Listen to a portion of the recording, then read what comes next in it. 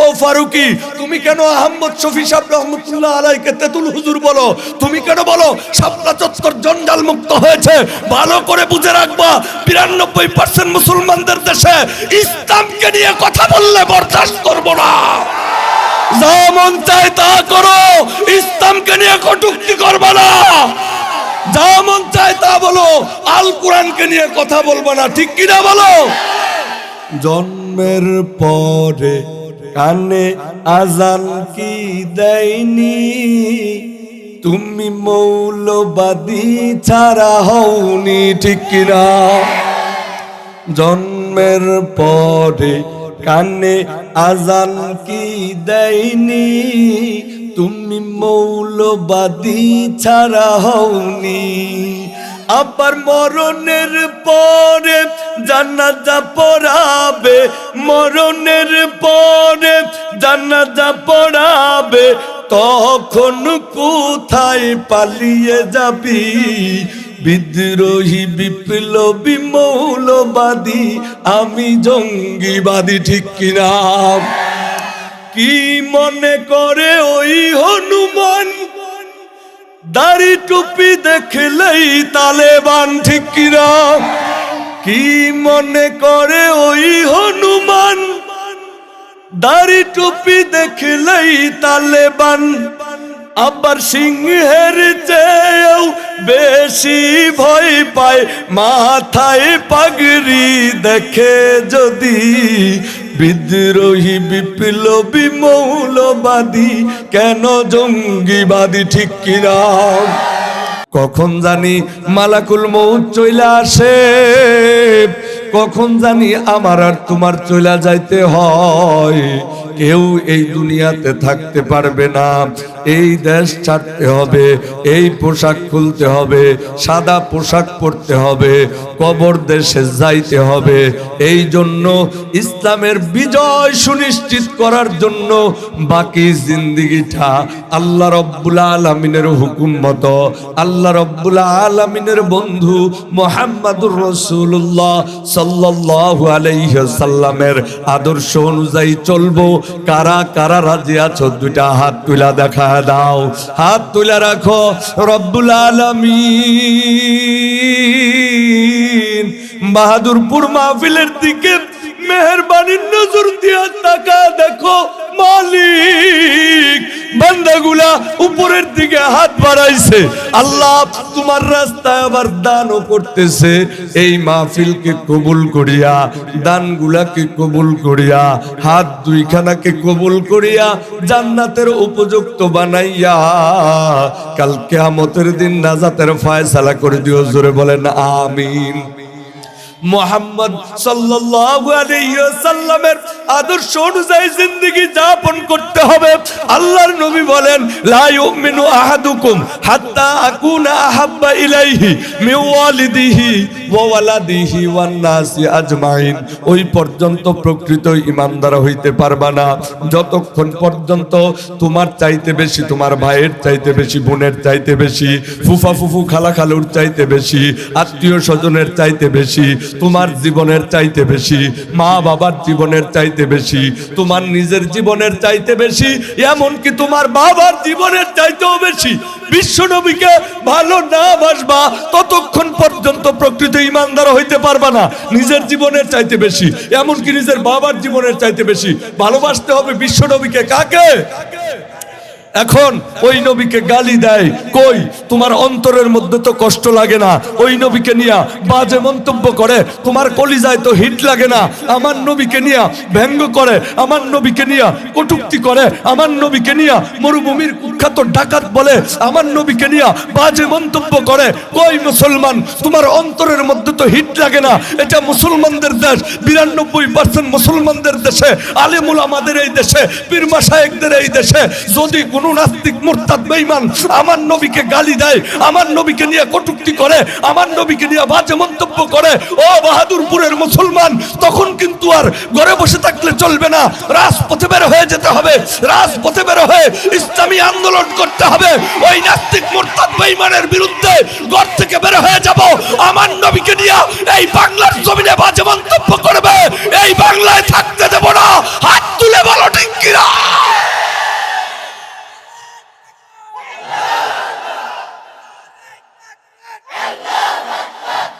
ভালো করে বোঝার চেষ্টা করতে হবে। বুখারী শরীফের হাদিস, নিজের জীবনের চাইতে বেশি, এমনকি নিজের বাবার জীবনের চাইতেও বেশি বিশ্বনবীকে ভালোবাসতে হবে। সুতরাং কথা বলবো আর অল্প সময়, আমার আলোচনা শেষ না হওয়া পর্যন্ত আমরা একজনও উঠবো না। মুসলমান কারা কারা রাজি আছো হাত তুলে দেখাও। আল্লাহ তোমাদের সকলকে কবুল করুক, বলেন আমিন। মাঝখান দিয়ে সমস্যা হয়ে যায় আর কি। এরপরে ভালো করে বোঝার চেষ্টা করতে হবে, নিজের জীবনের চাইতে বেশি, এমনকি নিজের বাবার জীবনের চাইতে বেশি ভালোবাসতে হবে কাকে? কিন্তু আমাদেরকে গালি দেয়, কটূক্তি করে, মৌলবাদী কয়, এই কয় সেই কয়। আমি অন্য কোনো আলোচনা করতে আসি না। আমরা বলি ঠিক আছে, মৌলবাদ মৌলবাদ, ইসলামী মৌলবাদ জিন্দাবাদ জিন্দাবাদ। না, তোমাদের আওয়াজ ঠিকঠাক মতো হইতেছে না। ইসলামী মৌলবাদ, আমি কই ইসলামী মৌলবাদ, তোমরা বলবা জিন্দাবাদ জিন্দাবাদ। ইসলামী মৌলবাদ, ইসলামী মৌলবাদ। কেন টিটকারি করো, কেন কটূক্তি করো? ইসলাম নিয়ে তুমি বাজে মন্তব্য করো কেন? ও ফারুকি, তুমি কেন আহমদ শফি সাহেব রহমতুল্লাহ আলাইকে তেতুল হুজুর বলো? তুমি কেন বলো শাপলা চত্বর জঞ্জাল মুক্ত হয়েছে? ভালো করে বুঝে রাখবা, ৯২% মুসলমানদের দেশে ইসলামকে নিয়ে কথা বললে বরদাস্ত করব না। যা মন চায় তা করো, ইসলামকে নিয়ে কটূক্তি করবা না। যা মন চায় তা বলো, আল কোরআনকে নিয়ে কথা বলবো না, ঠিক কিনা বলো? জন্মের পরে কানে আজান কি দেয়নি, তুমি মৌলবাদী ছাড়া হওনি, ঠিক কিনা? জন্মের পরে কানে আজান কি দেয়নি, তুমি মৌলবাদী ছাড়া হওনি। আবার মরণের পরে জানাজা পড়াবে, মরণের পরে জানাজা পড়াবে, তখন কোথায় পালিয়ে যাবি? বিদ্রোহী বিপ্লবী মৌলবাদী, আমি জঙ্গিবাদী, ঠিক কিনা? কি মনে করে ওই হনুমান, দাড়ি টুপি দেখলেই তালেবান, ঠিক কিনা? কি মনে করে ওই হনুমান, দাড়ি টুপি দেখলেই তালেবান? আবার সিংহের চেয়েও বেশি ভয় পায় মাথায় পাগড়ি দেখে যদি বিদ্রোহী বিপ্লবী মৌলবাদী, কেন জঙ্গিবাদী, ঠিক কিনা? নিজের জীবনের চাইতে বেশি, এই ইকু কমাও, তুমি ইকু কমাও, কি কর? নিজের জীবনের চাইতে বেশি, এমনকি নিজের বাবার জীবনের চাইতে বেশি ভালোবাসতে হবে। খবর আসলো কাফের বেঈমানেরা নাকি আমার বিশ্ব নবীরে মাইরা ফালাইছে। সাহাবী ঘর থেকে তরবারিটা লইয়া একটা দৌড় মারলো যুদ্ধের ময়দানের দিকে, আর একটা চিৎকার মারলো, কাফিররা রে, বেঈমানেরা রে, তোরা নাকি আমার বিশ্ব নবীরে মাইরা ফালাইছস। খবরদার খবরদার, আমার নবী যদি দুনিয়াতে না থাকে রে, একটা কাফেরকেও এই দুনিয়ায় থাকতে দেব না। সাহাবীর নাম আনাস বিন নজর, বুখারী শরীফের হাদিস বলতেছি, ভালো করে শোনো। সাহাবী একটা দৌড় মারছে, প্রতিমধ্যে হযরত সাদ রাদিয়াল্লাহু তাআলা আনহুর সাথে সাক্ষাৎ। আনাস বিন নজর ডাক দিয়া বলে, ইয়া সাদু, ও সাদ, আইনা আনতা, তুমি কোথায় যাচ্ছ? ইন্নী আজিদুলি হাল জান্নাতি দুনা উহুদ। ও সাদ, কোথাও যাওয়ার দরকার নাই, তুমি কি খবর পাও নাই নাকি কাফের বেঈমানেরা নাকি আমার বিশ্ব নবীরে মাইরা ফালাইছে? সাদ রে, ইন্নী আজিদু লিহাল জান্নাতি দুনা উহুদ। ও সাদ, আল্লাহর কসম কইরা বলি, উহুদের ময়দান থেকে জান্নাতের সুঘ্রাণ আমার নাকে লাগতেছে, বলেন সুবহানাল্লাহ। আনাস বিন নজর যুদ্ধের ময়দানে ঝাঁপাইয়া পড়লো, কয়েকটা কাফের বেঈমানকে জাহান্নামে পাঠাইয়া দিল। ঠিক এই মুহূর্তে একটা তীর আইসা আনাস বিন নজরের বুকের মধ্যে লাগলো, আরেকটা পেটের মধ্যে লাগলো, আরেকটা ঘাড়ের মধ্যে লাগলো, আরেকটা কাঁধের মধ্যে লাগলো, আরেকটা পিঠের মধ্যে লাগলো। একটার পর একটা আঘাত লাগতে লাগতে আনাস বিন নজর জমিনের মধ্যে লুটায় পড়ছে। আনাস বিন নজর আর উঠা দাঁড়াইতে পারে না। আল্লাহু আকবার। বুখারী শরীফের সবচাইতে প্রসিদ্ধ ব্যাখ্যা গ্রন্থের নাম ফাথুল বারী। ওই ফাথুল বারী কিতাবের মধ্যে এসেছে আনাস বিন নজরের শরীরের মধ্যে 90টার বেশি তরবারির আঘাত লাগছে। বাবারে, উহুদের ময়দানে 70 জন সাহাবী শাহাদাত বরণ করেছে। একজনের নাম, তার মধ্য থেকে 2 জনকে অত্যন্ত নির্মম ভাবে হত্যা করেছে। একজনের নাম হযরত আমিরে হামজা, দ্বিতীয় নাম্বার আনাস বিন নজর। হযরত আমিরে হামজার কান কাটা ফলাইছে, নাক কাটা ফলাইছে, পেট থেকে নারী বুড়ি বাহির করিয়া ফলাইছে, কলিজাটা বাহির করিয়া ফুটবলের মতো লাথি মারছে, কলিজাটা পর্যন্ত চাবাইছে রে বাবা, চাবাইছে। বলতেছিলাম নিজের জীবনের চাইতে বেশি, এমনকি নিজের বাবার জীবনের চাইতে বেশি ভালোবাসতে হবে। হযরত ইমামে বুখারী বলেন, এই হাদিসটি আমি আমার উস্তাদ হযরত আদম বিন আবি ইয়াস থেকে শুনেছি। হযরত আদম বিন আবি ইয়াস বলেন, এই হাদিসটি আমি আমার উস্তাদ হযরত শুবা থেকে শুনেছি। হযরত শুবা বলেন, এই হাদিসটি আমি আমার উস্তাদ হযরত কাতাদা থেকে শুনেছি। হযরত কাতাদা বলেন, এই হাদিসটি আমি আমার উস্তাদ হযরত আনাস বিন মালিক রাদিয়াল্লাহু তাআলা আনহু থেকে শুনেছি। হযরত আনাস বিন মালিক রাদিয়াল্লাহু তাআলা আনহু বলেন, এই হাদিসটি আমি আমার উস্তাদ স্বয়ং বিশ্বনবীর জবানের নবুয়ত থেকে শুনেছি। বলেন আল্লাহু আকবার। আরো জোরে আওয়াজ দিয়ে বলতে হবে আল্লাহু আকবার। লা ইউমিনু আহাদুকুম হাত্তা আকুনা আহাব্বা ইলাইহি মিন ওয়ালিদিহি ওয়া ওয়ালাদিহি ওয়ান নাসি আজমাইন। ওই পর্যন্ত প্রকৃত ঈমানদার হইতে পারবা না যতক্ষণ পর্যন্ত তোমার ভাই বোন, ফুফা ফুফু, দাদা দাদি, খালা খালু, নানা নানি সবার চাইতে বেশি, তোমার জীবনের চাইতে বেশি, এমনকি তোমার বাবার জীবনের চাইতে বেশি বিশ্বনবীকে ভালো না বাসবা ততক্ষণ পর্যন্ত প্রকৃত ঈমানদার হইতে পারবা না। সাহাবীরা আমার নবীজিকে নিজের জীবনের চাইতে বেশি, এমনকি নিজের বাবার জীবনের চাইতেও বেশি ভালোবাসতো, ঠিক কিনা? তাদের মধ্য থেকে 1 নাম্বার ছিল আবু বকর। সুবহানাল্লাহ কইতেন না? 1 নাম্বার জানি কেডা? আবু বকর। আবু বকরের বয়স যখন 18, আমার নবীর বয়স তখন 20। কত? 2 জন দুস্তি পাইতে ফেলাইছে। দোস্ত ছাড়া কোনো মানুষ আছে? আপনার বন্ধু নাই? আছে না? আপনার বন্ধু আছে? আপনারও আছে। তাহলে বন্ধু ছাড়া কোনো মানুষ আছে? আমারও বন্ধু আছে। এই যে আমার বন্ধু আরিফুল ইসলাম মোল্লা মহিউদ্দিন আশরাফি আর আমার বন্ধু। বন্ধু ছাড়া কোনো মানুষ আছে? কারণ মোহাম্মদ আর আবু বকর 2 জন দুস্তি পাইতে ফেলাইছে। মক্কার অলিতে গলিতে 2 বন্ধু একসাথে ঘোরাফেরা করে। 5 দিন আগে বাড়ি থেকে বের হইছে, এখনো বাড়ি যাইতে পারি নাই। আজকে এই ওয়াজ করে পরে বাড়ি যাবো। 5 দিন আগে বাড়তে পারি, অনেক বাড়ি যাইতেছি না। আর যা ওয়াজ করেছেন দেখেন না, গলার অবস্থাটা খারাপ। এরপরও বিভিন্ন প্রেশার মেশারে ওয়াজ করার মন মানসিকতা হারাই লাইছিলাম। আবার ঠিকঠাক হয়েছে, একটু সময় দিবেন, একটু সময় দিবেন আমারে। যাইতেন গা না তো? আমি বয়ান শেষ না করা পর্যন্ত যাইবেন গা কেডা? যাইতেন না তো? যাইতেন না কেডা? কেডা হাত তুললে দেখাচ্ছেন? আগে আগে হাত তুলেন, হাত নামান। আগে বের ভাঙ্গে লইছি যাতে কেউ না যাইতে পারে। যদি 2-1 জন যাইতো গেল, আরেকজনে ডাক ডাক বেটা ওয়াজ বই মিশা কথা কও, তো বের ভাঙ্গে লইলাম যাতে না যাইতে। কই ওয়াজ বই মিশা, হ্যাঁ বেটা বো ওয়াজ উঠতো আগে না, হুজুরের লগে ওয়াদা করছো তার যাইতি না, এলা কেউ যাইতে পারবো? বেশি চাপ দিলে যায়, সমস্যা নেই। যদি বেশি চাপ দিয়া লাই তাহলে যাইবেন, আবার আইসা পড়বেন। কইছিলাম 1 নাম্বার কেডাও? এই যে ভুল্লা গেছে গা। 1 নাম্বার কেডা? আবু বকর আর মোহাম্মদ 2 জন দুস্তি পাচ্ছে। আবু বকরের বয়স যখন 18, তখন বিশ্বনবীর বয়স কত? 20। 2 জন দুস্তি পাইতে ফেলছে। মক্কার অলিতে গলিতে 2 বন্ধু ঘোরাফেরা করে। এখনো আমার নবী নবী না, আর আবু বকর সিদ্দিক আবু বকর সিদ্দিক না। দিন যায়, মাস যায়, বছর যায়। আবু বকরের বয়স হয়ে গেল 28, আমার নবীর বয়স তখন কত? মাশাআল্লাহ, আপনারা তো ভালো তাফসীর বুঝেন। আবু বকর ব্যবসার কাজে শাম দেশে গেছে। কোন দেশে? ও সামদেশে গিয়া আবু বকর একবারে ক্লান্ত হয়ে পড়ছে, একটু বসছে, শুইছে, শুয়া তো ঘুমায় পড়ছে। ঘুমায়া আবু বকর স্বপ্নে দেখতেছে আবু বকরের পানি পিপাসা লাগছে, এমন পানি পিপাসা কলিজা পর্যন্ত শুকায় গেছে। আবু বকর ঘুমের মধ্যে চিৎকার করে কইতেছে পানি পানি পানি, কেউ আর পানি দেয় না। ঠিক এই মুহূর্তে নজর করে দেখে একটা গাছ আইসা অটোমেটিক ভাবে আবু বকরকে ছায়া দান করছে।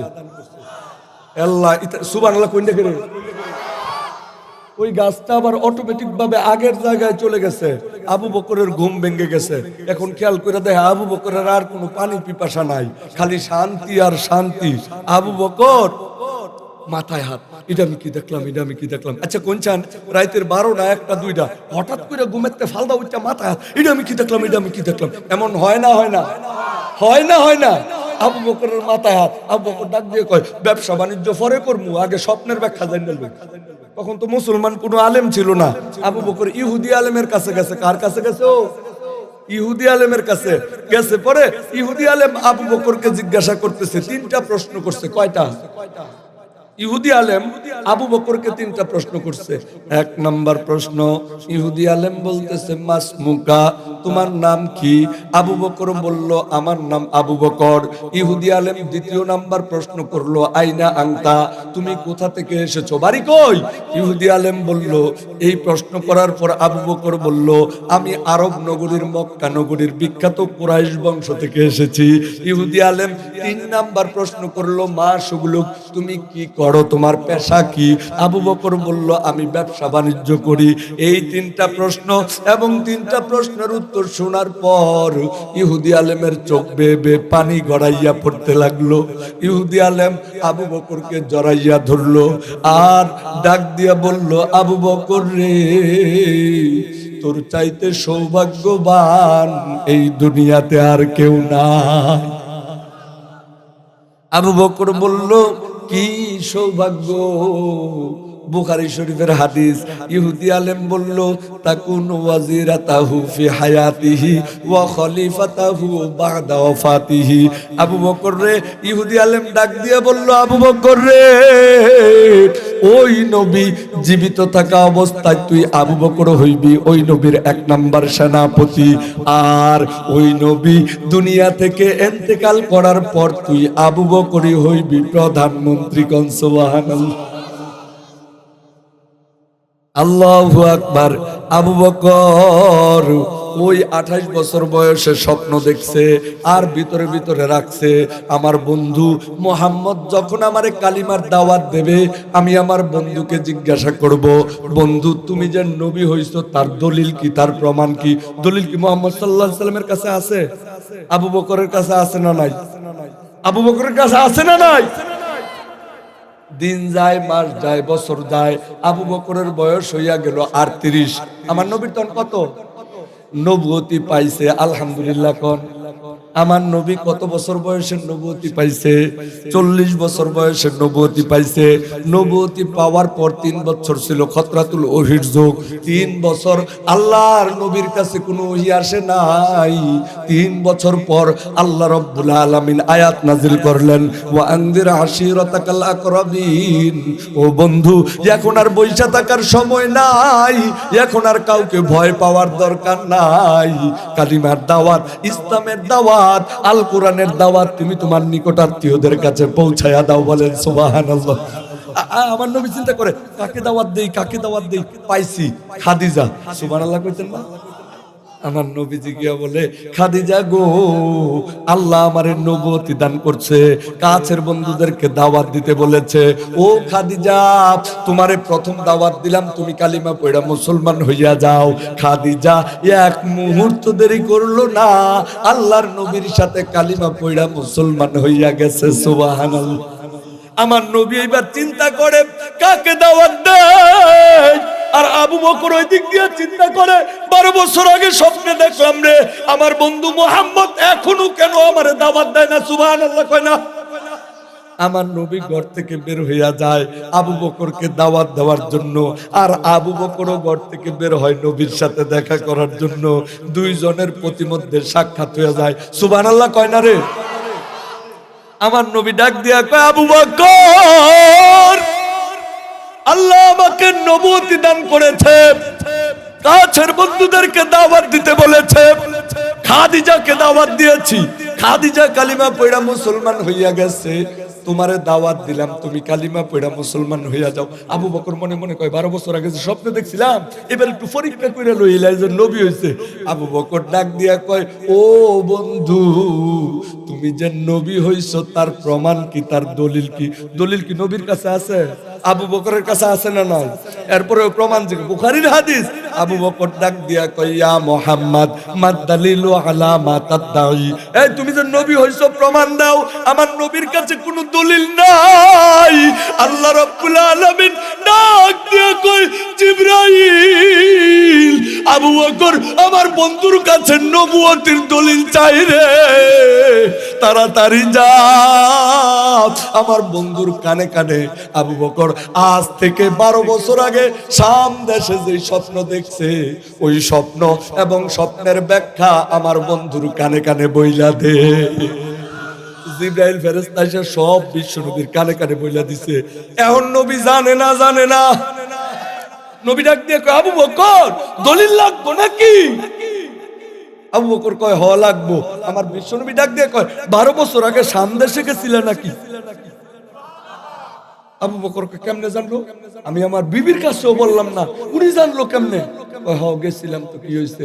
আমার নবী ডাক দিয়া কয়, গাছের নিচে ঘুমায় পড়ছিলা, পরে ইহুদি আলেমের কাছে গেছো, ইহুদি আলেম বলছে আমি জীবিত থাকা অবস্থায় তুমি আমার 1 নাম্বার সেনাপতি, আর আমি দুনিয়া থেকে বিদায় হলে তুমি প্রধানমন্ত্রী। সুবহানাল্লাহ।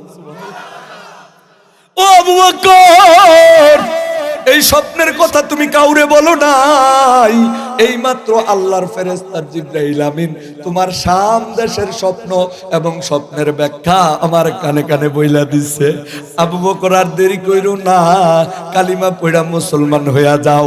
আবু বকর বলে, আমি দেরি করতেও চাই না, এখনই আমাকে কালিমা পড়াইয়া মুসলমান বানাইয়া দে। এগুলা বলা উদ্দেশ্য না, বলছিলাম নিজের জীবন আমার অল্প সময়ের মধ্যে শেষ করে দেব। নিজের জীবনের চাইতে বেশি, এমনকি নিজের বাবার জীবনের চাইতে বেশি ভালোবাসতো বিশ্ব নবীকে সাহাবীরা। তাদের মধ্যে 1 নাম্বার কাডা, এটা বোঝানোর জন্য আবু বকর রাস্তা দিয়া যায়। আবু বকরের বাবা আবু কুহাফা ব্যারিকেড দিয়া আটকায়। আবু বকর বলে, আব্বা জান তুমি আমার পথ ছাইরা দাও।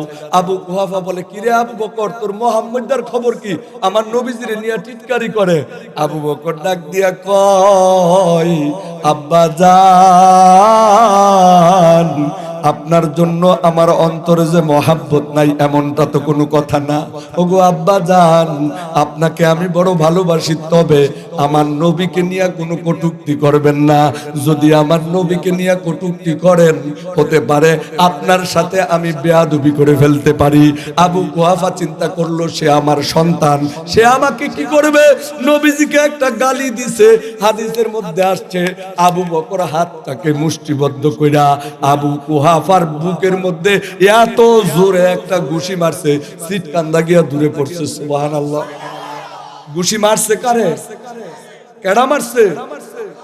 ফুতে মারছে বাফেরে। তোমার আর আমার দ্বারা এই মহাব্বত সম্ভব না।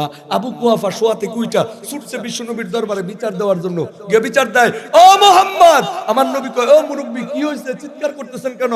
আবু কুহাফা কয়, চিৎকার করব না, আমার ছেলেটাকে তুমি একটা বেয়াদব বানিয়েছো। আল্লাহর নবী কয়, কি হয়েছে? কয়, কি হয়েছে মানে আমারে ঘুষি মারছে। আমার নবী ডাক দিয়া কয়, আমার আবু বকর আপনারে ঘুষি মারবে? আবু বকর তো এমন না। ও মুরব্বি, আপনি কি আমাকে নিয়ে কোনো গালমন্দ করছিলেন? অসুখটা ধইরা লাইছেন, আপনি কি আমারে নিয়ে কোনো গালমন্দ করছিলেন? আবু কুহাফা কয়, না, আমি কোনো গালি টালি দিছি না। দেখেন কেমন হাসা কথাটা কইছে। এমন সময় আবু বকর দরবারে উপস্থিত। আল্লাহর নবী ডাক দিয়া কয়, আবু বকর, তুমি নাকি তোমার বাবার বুকের মধ্যে ঘুষি মারছো। আবু বকর, মুরব্বিদের বুকে ঘুষি মারতে হয় না। আবু বকর একটা চিৎকার দিয়া কয়, আল্লাহর নবী গো, আমি বারবার বলেছি আব্বা জান যত খুশি আমাকে গালি দেন, কিন্তু আমার নবীকে গালি দিবেন না। আমার নবীকে গালি দিলে আমার কলিজায় মানে না। ওগো নবীজি, আমি তো শুধু আমার বাবার বুকের মধ্যে ঘুষি মারছি। কেন আপনি জানেন নাকি? আমার নবী কয় কেন? আবু বকর বলেন, বুখারীর হাদিস, আবু বকর বলেন, লাউ কানা সাইফুন করিবাম মিন্নি লা জরাবতুনুকা। আল্লাহর নবী গো, আমার হাতের মধ্যে কোনো তরবারি ছিল না, এই জন্য আমি তার বুকের মধ্যে ঘুষি মারছি। যদি হাতের মধ্যে একটা তরবারি থাকতো গো, একটা কোপ মাইরা আমি আমার বাবার গর্দান উড়াইয়া দিতাম। সুবহানাল্লাহ। এই কথা শুনে আবু কুহাফা ছুটছে, কারণ আবু বকরের বাপসাপ তো ভালো না, যদি এই জায়গায় দৌড়ালায় এলাকা দৌড়। আমার নবী আবু বকরকে ডাকলেন এইভাবে, আমার নবী হযরত আবু বকরের হাত এইভাবে ধরে ফেললেন, ধরে বললেন, আবু বকর, বিশ্ব নবীর মহাব্বত অন্তরে এমনই থাকা চাই। বলেন সুবহানাল্লাহ। ওই যে বলছিলাম নিজের জীবনের চাইতে বেশি, এমনকি নিজের বাবার জীবনের চাইতে বেশি বিশ্ব নবীকে ভালোবাসতো সাহাবীরা, আর তাদের মধ্যে এক নাম্বার ছিল আবু বকর। এই প্রমাণটা আপনারা পান নাই, এই প্রমাণটা পান নাই, পাইছেন? আমার লম্বা সময় নাই, আলোচনা শেষের দিকে। আমার বন্ধুও আলোচনা করছে, আমিও শেষ করে দিতেছি। আমার নবী এতিম নবী, আমার নবীর মাও নাই, বাবাও নাই রে বাবা। নবীজির মাও চলে গেছে, বাবাও চলে গেছে। আমি আপনাদের মধ্যে দেখতে চাই কার কার মা নাই অথবা বাবা নাই। আরে অনেক মানুষ, তোমার মা তোমার জন্য, আমার মা আমার জন্য কত কষ্ট করছে সব জানো, তারপরেও বলতেছি, যখন 4-5 মাস বয়স হইয়া যায়, মা ইচ্ছা করলেও এখন আর এক কলসি পানি নিয়ে দৌড় মারতে পারে না, ঠিক কিনা? সন্তানের বয়স যখন 7 মাস 8 মাস হয়, এখন মা যেই সেই খাবার আর খাইতে পারে না। মা সন্তানের যেই খাবার খাইতে মন চায়, সন্তানের জন্য যেই খাবার উপকার, ওই খাবার খায়, অন্য খাবার খায় না। আল্লাহু আকবার। 9 মাস বয়স, মায়ের পেটটা কেমন জানি এখন একটু বড় হইয়া যায়। 9 মাস 10 মাস বয়স, 10 মাসে তো হয়ে যায়, 9 মাস বয়স হইলে মায়ের পেটটা কেমন জানি একটু বড় হইয়া যায়। আল্লাহু আকবার। অনেক সময় মা দাঁড়ানো থেকে বসতে হয়, ঠিক কিনা? অনেক সময় দাঁড়ানো, আমার দিকে তাকাও, অনেক সময় দাঁড়ানো থেকে বসে। এই যে দাঁড়ানো থেকে পেটটা বড় নিয়ে মা বসলো, পেটের মধ্যে চাপ লাগে। তুমি আর আমি পেটের মধ্যে থাইকা মার কলিজার মধ্যে বাম পা দিয়া লাথি মারছি। মা সহ্য করতে পারে না, দাঁড়াইয়া যায়, চিৎকার দিয়া বলে, কে কোথায় আছিস রে? আমি মনে হয় আর দুনিয়াতে বাঁচবো না। কতক মা সন্তান ভূমিষ্ঠ করতে গিয়া 1 বালতি পরিমাণ রক্ত বাহির হয়ে যায়, ঠিক কিনা? আবার কতক মা সন্তান ভূমিষ্ঠ করতে গিয়া অজ্ঞান হইয়া যায়, মার হুঁশ নাই। জ্ঞান যখন ফিরে আসে রে, মা একবার ডান দিকে তাকায়, আবার বাম দিকে তাকায়, গলা কাটা মুরগির মতো ছটফট করে রে। হাত ডাক দিয়ে কই, আমার সন্তান কই রে, আমার সন্তান কই? এখন নিয়ে আসার সন্তানটা মার কোলে দিয়া দেয়, সন্তানের দিকে নজর কইরা মা 10 মাসের কষ্ট ভুলা যায়। ওই মারে কষ্ট দিও না। 100 বার বললে তোমার পায়ে ধরতে আমি রাজি আছি যুবক। অনেকের মা নাই, অনেকের বাবা নাই, যার মা নাই বাবা নাই, মাহফিল থেকে বাড়িতে গিয়ে অথবা আগামীকালকে বাবা মার কবরের পাশে গিয়া মাপ চাইও। আর যার মা বাবা জীবিত, মার পায়ে ধইরা বাবার পায়ে ধইরা মাপ চাইও রে যুবক। এইরকম কোন কোন ব্যক্তিটা রাজি আছো? দুইটা হাত তুলে দেখায় দাও, দুইটা হাত তুলে দেখায় দাও। আল্লাহ দিলটার সাক্ষী দেয় আজকের মাহফিলটা কবুল হয়ে যাবে। তোলো উঠাও, দিলটার সাক্ষী দেয় আজকের মাহফিলটা কবুল হয়ে যাবে। ও মাওলা, আল্লাহর বান্দারা যেই প্রেম দেখাইলো, এই কথাগুলোর উপর আমল কইরা আল্লাহ গো জান্নাতের উপযুক্ত বানাইয়া তারপরে তাদেরকে কবরে ডাক দিও। জোরে বলেন আমিন।